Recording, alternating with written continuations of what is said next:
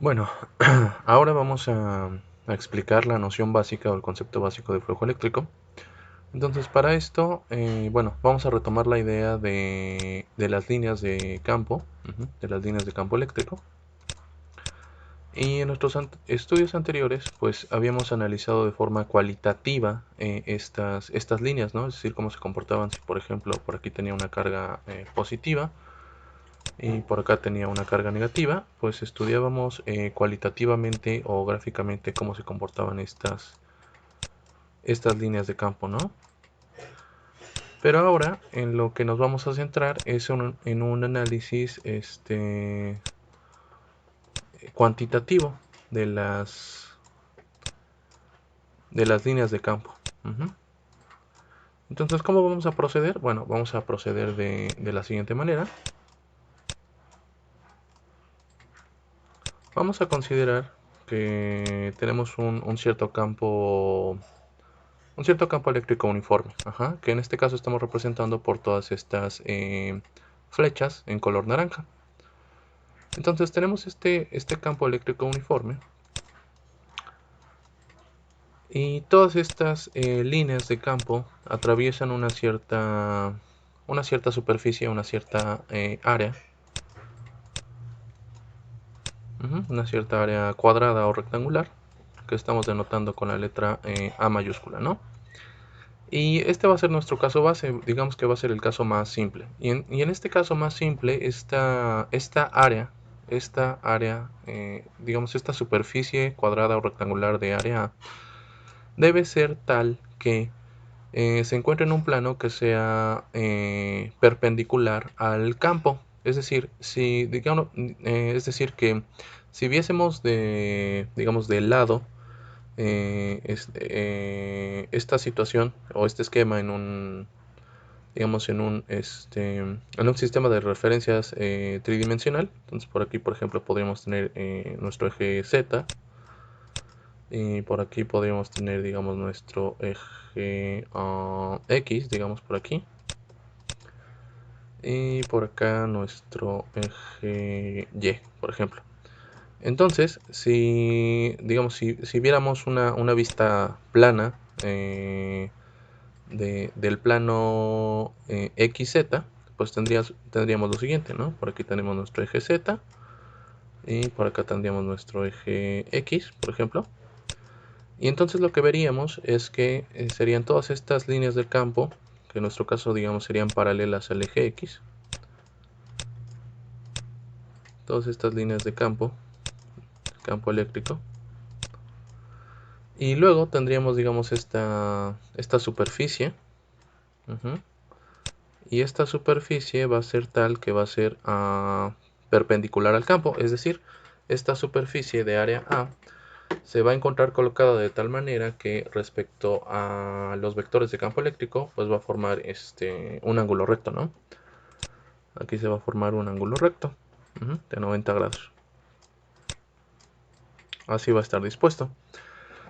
Y bueno, ok, ahora justamente del estudio cualitativo anterior, habíamos mencionado que entre mayor sea el número de líneas de campo que atraviesan una cierta unidad de área, pues más intenso será el campo eléctrico. Es decir, que si en una cierta área, en una cierta área así pequeñita, digamos A, entre mayor sea el número de líneas que la atraviesan, entre mayor sea el número de líneas de campo que la atraviesan, pues mayor será la intensidad o mayor será la magnitud del campo eléctrico, ¿no? Y esta noción es muy importante porque entonces esto significa que el número total de líneas que pasan a través de una superficie es proporcional tanto a la intensidad del campo como a el área, ¿no? Dicho de otra manera, el número total de líneas que atraviesan a una superficie de área A, pues es proporcional al producto de la magnitud del campo eléctrico. Es proporcional a la magnitud del campo eléctrico. por el área, ¿no? Por el área que está atravesando. Y justamente a este producto, de la magnitud del campo eléctrico por el área que está atravesando, pues es justamente este producto el que recibe el nombre de flujo eléctrico.